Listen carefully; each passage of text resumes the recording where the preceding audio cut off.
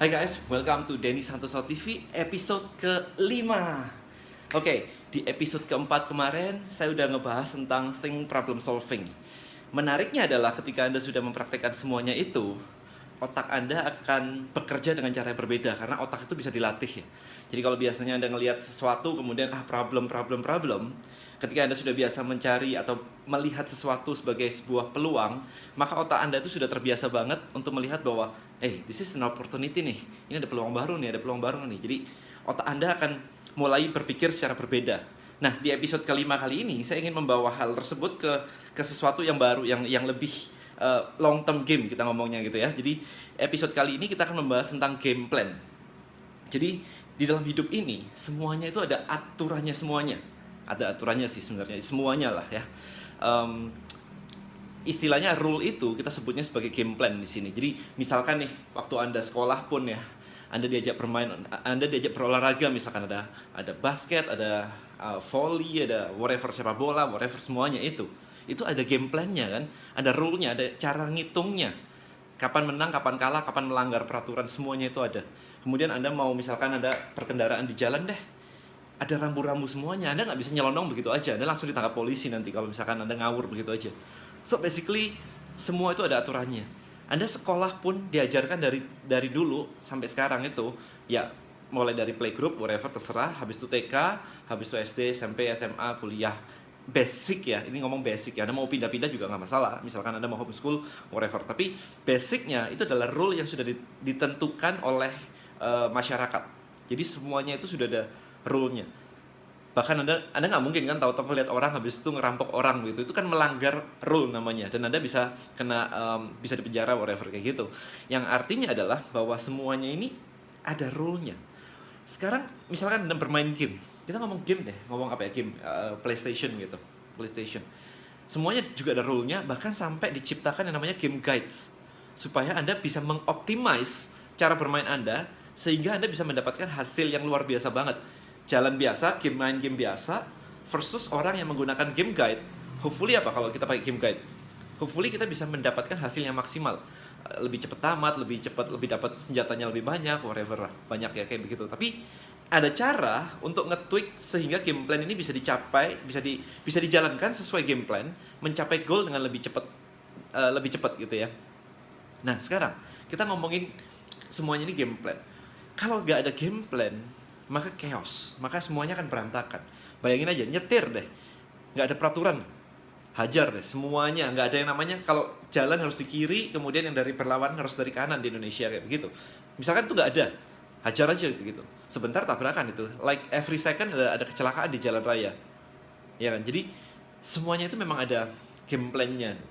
Jadi kalau semua ada game plan-nya, hidup Anda itu juga ada game plan-nya. Bisnis Anda itu juga ada game plan-nya. Tetapi sebelum kita ngomong ke game plan lebih detail, Anda harus tahu bahwa game plan itu diciptakan ketika Anda ingin mencapai goal tertentu. Kalau Anda nggak punya goal, ya game plan apapun jadi kayak nggak ada gunanya. Kalau Anda cuma ingin mendapatkan uang, maka ngemis pun juga dapat uang. Tapi kalau Anda bilang saya mau dapat 100 juta, maka ngemis nggak nyampe 100 juta. Maka game plan-nya adalah salah dengan cara mengemis tadi. Anda harus menentukan sesuatu. Kalau misalkan UMR adalah 3 juta rata-rata, dan Anda pengen mendapatkan 100 juta, maka Anda tidak bisa menggunakan game plan 3 juta. Anda harus menggunakan game plan 100 juta. Jadi sekarang balik lagi, hidup Anda itu mau kemana, goal Anda mau seperti apa. Apakah Anda mau nggak bisa yang namanya goalnya 100 juta, Anda menggunakan game plan 5 juta. Nggak nyampe, simply nggak nyampe. Atau Anda mau mendapatkan 100 juta, tapi pakai mindset 5 juta, juga nggak nyampe. Kalau Anda ngerasa 5 juta itu berat, game plan Anda masih di situ. Anda harus ubah. Ambil game guide baru yang game plan-nya adalah di 10 juta, 15 juta, 20 juta, dan sebagainya.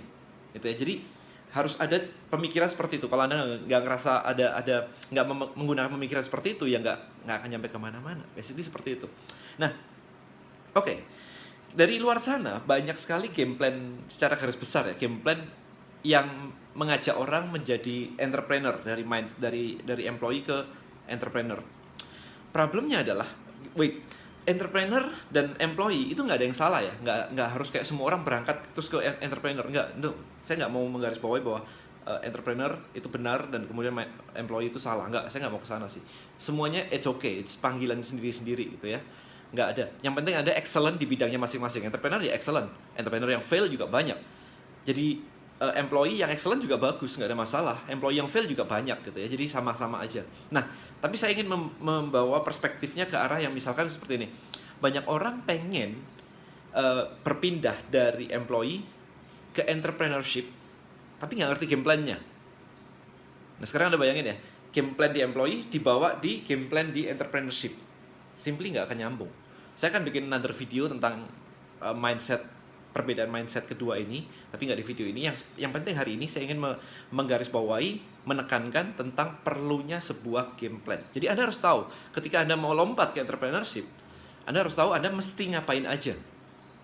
Jadi kayak misalkan kemarin-kemarin saya sudah menyebutkan di episode sebelumnya bahwa misalkan ada yang mengatakan bahwa kalau saya berbisnis ini, dijamin nggak saya dapat income cepat, atau berapa bulan saya dijamin dapat income. Itu game plan kuno, itu game plan employee yang kerja pertama, bulan pertama dibayar. Tapi kalau entrepreneurship, itu semua di Anda. Tanggung jawab semua di Anda. All decision is yours. Nggak mau diambil juga nggak apa-apa gitu kan. Kalau diambil ya risiko Anda sendiri. Itu entrepreneurship. Jadi Anda sudah harus punya skill untuk mengkalkulasi risiko versus benefit. Itu skill Anda sebagai entrepreneurship. Ya, jadi nggak bisa Anda menggunakan game plan dari employee dibawa ke entrepreneurship. Itu nggak bisa. Oke, contoh lain. Misalkan, contoh di network marketing. Saya jalanin network marketing.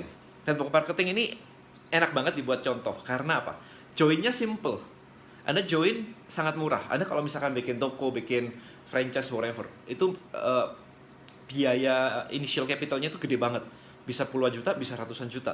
Tapi network marketing, mostly itu murah. Ya kebanyakan ya ada yang mahal, tapi mostly murah. Bisa mulai dari puluhan ribu Anda udah join sebuah network marketing, sampai yang jutaan, sampai yang puluhan juta.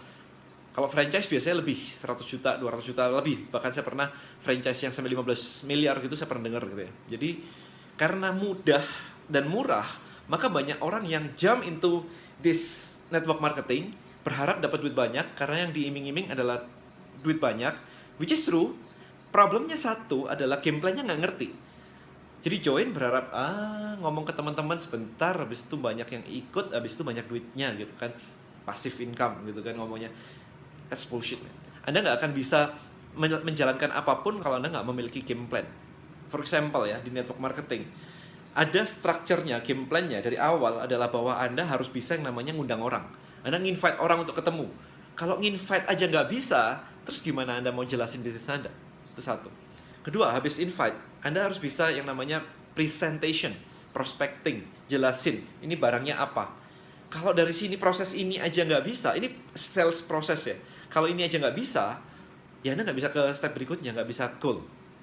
Oke, dari sini harus ada skill berikutnya, game plan berikutnya adalah fase closing. Anda harus ngerti closing. Kalau Anda cuma presentasi, nggak closing, ya percuma. Habis closing, nggak semua orang mau di closing. Anda harus bisa follow up. Anda harus bisa bawa mereka datang ke event, training, whatever kayak gitu. Anda harus ngajarin mereka untuk leverage, dan kemudian mereka bisa jalan sendiri, dan sebagainya. Itu game plan-nya. Oke, banyak orang ini di skip. Kayak, sebanyak itu gitu. Lah, iya gitu. Maksudnya setiap game pun ada rule-nya banyak. Anda main catur pun rule-nya setebal buku. Jadi semuanya itu pasti ada game plan-nya. Nah, contoh lain lagi di dalam digital marketing. Industri saya, expertise saya di digital marketing. Digital marketing itu juga banyak game plan-nya, tergantung Anda mau kemana. Contoh, yang lagi rame, saya mengajar tentang international dropshipping. Bagaimana membuka online shop, dengan market worldwide, dunia, internasional. Dan kita cuma resell produk dari toko lain. Nah, ini pun ada game plan-nya, bukan tahu-tahu masuk, oke, pasang iklan gitu. Nggak seperti itu. Game plan-nya pertama adalah Anda harus tahu caranya membangun toko online Anda. Kalau nggak tahu, Anda bisa belajar, atau Anda bisa hire orang untuk membangunkan untuk Anda. This is the game plan. Ada pilihannya, seperti itu. Habis toko Anda udah jadi, berikutnya apa? Berikutnya adalah Anda harus research produk. Anda harus menentukan cara-cara research produk. Kalau Anda nggak research produk, terus gimana mau jualan barang? Ya, yang penting adalah mindsetnya harus benar dulu. Bukan kalau misalkan digital marketing Anda harus punya produk sendiri. Enggak. Saya ingin menepis anggapan bahwa Anda harus punya produk sendiri dengan international dropshipping, di mana Anda cukup jadi reseller aja produk orang lain, Anda udah bisa jualan. Nah, balik lagi tadi. Online store pertama, berikutnya adalah research product. Anda harus tahu caranya untuk research product. Setelah research product, Anda harus melakukan namanya testing. Ini harus dilewatin. Testing, kebanyakan orang juga macet di sini karena testing baru sebentar, nggak memiliki sebuah game plan yang benar atau workflow yang benar. Tahu-tahu ya udah baru ngetes 2 produk, 3 produk nggak ada yang laku udah quit. Padahal kayak saya bisa ngetes sampai 10 produk, 15 produk baru dapat 1 yang jalan. Memang begitu. Nah, nanti seiring waktu Anda jadi lebih expert.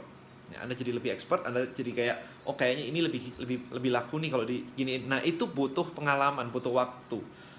Tapi ingat, balik lagi kita ngebahas bukan tentang pengalaman atau waktu, kita mau membahas tentang semuanya perlu game plan. Bikin toko, research product, testing, scaling, habis itu masih panjang. Logistik, cash flow, panjang. Ya. Jadi semuanya itu ada seperti itu.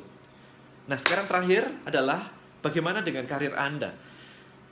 Karir Anda punya game plan nggak sih? Anda punya goal nggak sih? Atau hidup itu cuma dijalanin begitu-begitu aja?